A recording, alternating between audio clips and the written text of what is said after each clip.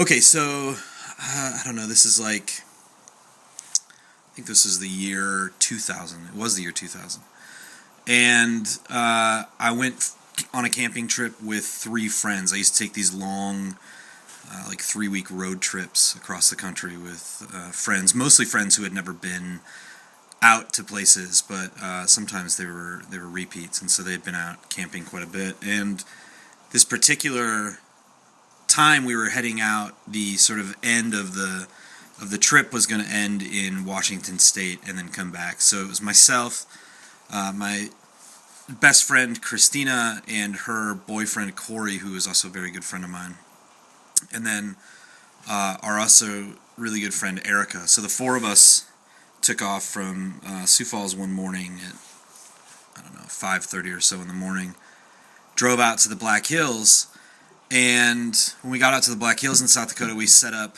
our tent at a campground, and then decided to go travel throughout the hills and sort of play around and have a good time. And so we were gone all day long, and we were just doing things in the hills, and we ended the night in Deadwood, where we decided to get some food. Now, Corey was very, very picky. Corey ate about four things. He ate Lipton cup of noodles. He ate hard salami sandwiches, cheese pizza. Okay, so he ate three things. And so we decided to go to Pizza Hut in Deadwood, South Dakota. And Corey got cheese pizza. And we were sitting there eating, and all of a sudden Corey was like, "Oh man, my stomach kind of hurts," which was the thing that he normally said. So he left to go to the bathroom, and the three of us were sort of, poking fun at him that even cheese pizza was too much for his stomach. And then he was in the bathroom for like around a half an hour. And so I decided to go in and check on him, and I opened the door being like, "You okay in here, buddy?" And all I heard was, "Ugh," and he was throwing up, which put a damper on the beginning of the trip the first night. Very luckily, his sister lived in Spearfish, which was the next town over, about 13 miles away. So we drove Corey to his sister's house, and then drove back. Erica, Christina, and I drove back to the campsite. Spent the night, got up the next day, and thought, well, we should go see how Corey's doing, but maybe let's pack up, and if he's still not feeling well, we can move to a campsite that's closer, because we were about a half-hour's drive from him. So we drove up to Spearfish, and he was still very, very ill. So we moved to this campground called Iron Creek Campground, which is a private campground in the hills, which is one thing we were really excited about, because at the time there was a burn ban going on because the hills were very dry. And so at this one, since it was a private campground, we could have a fire. So we set up the tent, and then Christina and Erica and I took off for the day, and we drove to the complete southern end of the hills, and we were at the northern end. Spent all day out. Driving back that night, like 10:30 at night, decided to pick up some beer. So I was the only one that was 21 at the time. So I picked up some beer and some Mike's Hard Lemonade for them. And we got back to the campsite, cracked a beer and some lemonades. And then Erica pulled out a joint. And so I started a fire, and we passed the joint around, and we got high. And I had brought a bunch of camera gear, and so I decided to take some photographs of the stars. Get some, like, star trail photographs on film. And so I was taking a photograph, like, probably a 4 or 5 minute exposure, and I noticed this car driving down the road that went through the campground, and it was spotlighting, so I instantly knew it was a police officer. So I said, "Hey, you guys, hide your lemonades, because I don't want to get busted for underage, contributing to minors." And he ended up just driving by, and so I went back to my camera and went to take another photograph. And a little while later, he drove by again, spotlighting. And now it's about 12:30 in the morning or something like that. And I think, this can't be good. Somebody must have smelled the weed and called in the cops, and so they're looking for people smoking. And so I said, all right, if he comes by one more time, we're going to bed. And pretty much as soon as I said that, I look over and he's driving through the campground again, spotlighting. So I said, just go, just get in bed now. And so I had bought this tent specifically for this trip, and it was a lousy tent. I bought it at Kmart. It was like $180, but it was 15 feet by 18 feet. So it was humongous. And it was basically this giant dome with 3 rooms that came off of it. So it looked like a sort of strange pregnant Y. The letter Y. And so there was like these 3 rooms. Now, Corey and Christina were very, very, very new to camping. They had never been out camping, and so they did these sort of crazy things. They wanted to bring all these crazy things. Like when I went to pick them up at Christina's house, Corey had a huge duffel bag packed, and one of the things in there were 17 gray T-shirts. And we were going camping, for 3 weeks, and so I made him take out like 12 of the T-shirts because you don't need that many T-shirts. And so to save room, what they also had bought these sort of Coleman expandable cots to sleep on instead of just like sleeping on the ground. And so Erica and Christina had the cot set up in the tent, and they were laying in the tent, and I had my feet in the middle of the tent and my head towards one of the rooms. And I had just sort of thrown all my camera equipment in and gotten on top of my sleeping bag, and I started to fall asleep very quickly. And I could hear Christina and Erica talking, and they were saying, like, should we wake him? Yeah, we should wake him. Pinch him. And I was like sort of falling asleep, but I could kind of hear it. And then one of them pinched my leg really hard. And I shot up and said, what do you want? And I had sort of shot up on my side, and they both looked pale as ghosts. And Christina put her hand out, and it was like trembling. And she said, look behind you. And on the wall of the tent, when I turned around, was the silhouette of a person. And you could see, like, he had a very sort of like Romanesque nose, and you could see he had a goatee, and he had long hair, and you could almost even tell that he was probably wearing a wife beater. And you could see that he was breathing sort of heavy. And so I instantly shot up onto my knees and was like freaked out and was like, what's going on? Not necessarily thinking rationally that there's just somebody standing outside the tent. Remember, we were drinking and smoking weed. And so I sat up, and I was sort of in between but in front of Christina and Erica at this time.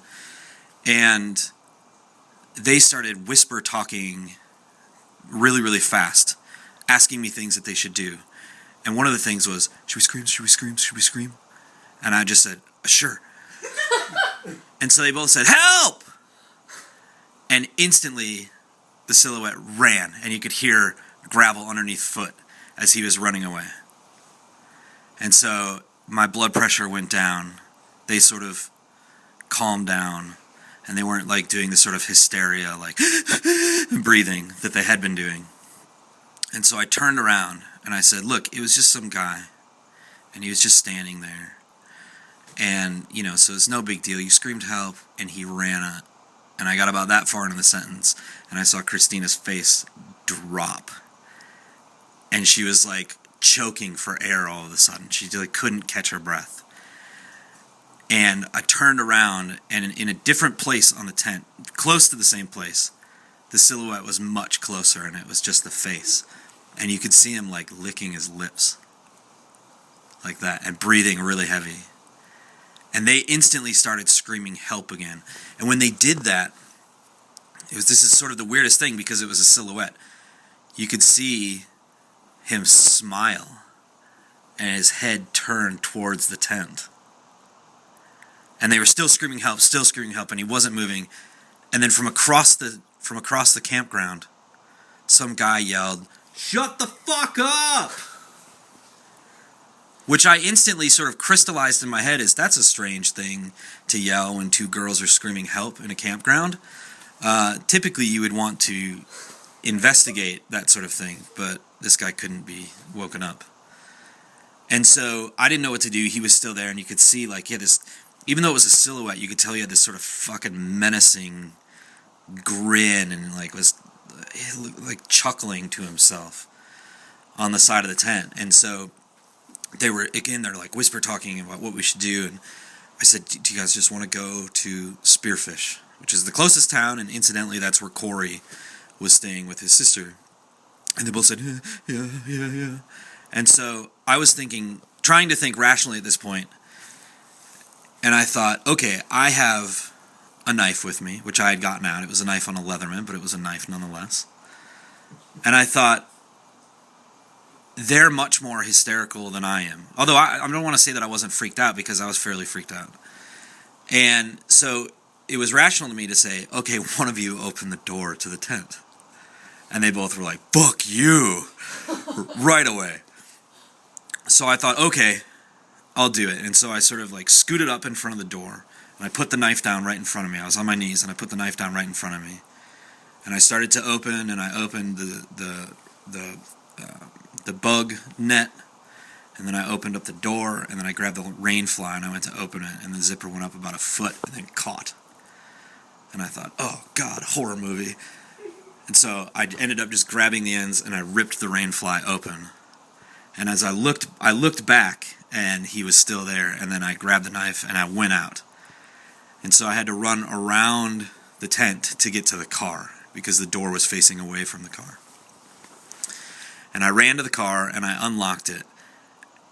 Both Christina and Erica beat me to the car, even though they came out afterwards. I unlocked the doors. Christina jumped in the front. Erica, unluckily, pulled the handle at the same time. So she was in the back, jumping up and down at the door, trying to get in, and then just opened Christina's door and dove in the front, and then sort of dove in the back. So I peeled out, took off, and drove probably about 80 or 90 miles an hour down this gravel road back to Spearfish. We were all fairly freaked out. So we get to Corey's sister's apartment complex. We get out, and we had all had the wherewithal to grab our pillows. So we park, and we're walking to the apartment complex with our pillows. And I hear from behind me Christina go, because there was a guy walking very fast up the road. But it was from the opposite way, and I said, Christina, we just drove very, very fast, like 10 miles. And so that could not be that guy. So by this time, it's right around 3 in the morning. We knock on the door, and Corey answers it. He still looks terrible, and he says to us, what the fuck is going on? You guys look like you've seen a ghost. And we recant the story very, very quickly, and he's just like, what the hell? Like, man, that's messed up. And so he's sleeping on a pull-out sofa bed, and Christina gets in bed with him. Erica takes like a lazy boy that they have in their living room as well, and I laid down on the floor in front of the hide-a-bed. I laid down. I was the last person in the apartment. I shut the door, and I locked the deadbolt and the handle. And I laid down, and it was like 3:20, 3:25, something like that. And I looked at the clock, and I shut my eyes. And then the next thing I remember is shooting up really fast, and the front door was wide open. And I said, hello? And I looked at the clock, and it was like 4:15. And then another door in the apartment opened, and Corey's sister Kaylee, her boyfriend Dan, came out of the bathroom, and he was like, hey, what's up, man? And so he had worked at Applebee's and had stayed late. He was a bartender there, and they had stayed late to get drunk. And so he came into the house and just left the door wide open, which is why it was open. So I go back and relock the door, go back to sleep. Wake up the next morning.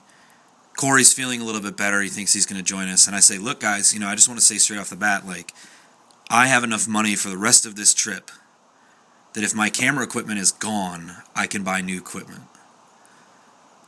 If it got stolen somehow, because we didn't zip the tent back up. We didn't take the time to do that. And so I said, well, let's go find out. So as we get back, Christina, who, when she ran out of the tent, we were campsite number 48. When she ran out of the tent, she somehow got it in her head that we weren't running to the car, that we were running to the tent or the camper next door, which was campsite 47. So as she left the tent, she started screaming, "Look out for us, number 47!"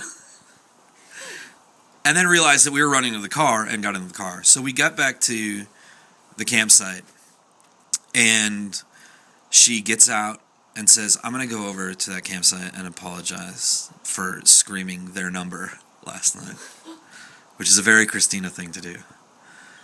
And I said, "All right, I'm going to walk over there with you." And so we walk over there, and there's this guy with his back to us, and he has long hair. And she taps him on the shoulder, and he turns around, and we both sort of take a step back and like tense up. And I was like, this is the guy. This has to be the guy. It looks like the guy. And she says, "I'm really sorry that I screamed, 'Look out for us, number 47.'" And the guy's like, "What are you talking about?" And she was like, "We were here last night, and there was some guy outside of our tent, and we left, and we were running out of the tent, and I screamed, 'Look out for us, number 47,' which is your number, and we're number 48. And I just wanted to apologize if I woke you up." And he was like, "Oh man, I passed out at like 11 o'clock. I got wasted last night. But did you hear about the crazy shit that went down here last night?" And we were like, "No." And he's like, "Yeah, some crazy asshole was running around trying to kill his girlfriend with an axe." And I said, "What? At what time?" And he goes, "I don't know, sometime last night. Go down to the general store and ask the lady that owns this place." And so I walked down there, bought some pancake mix and some other things, some eggs.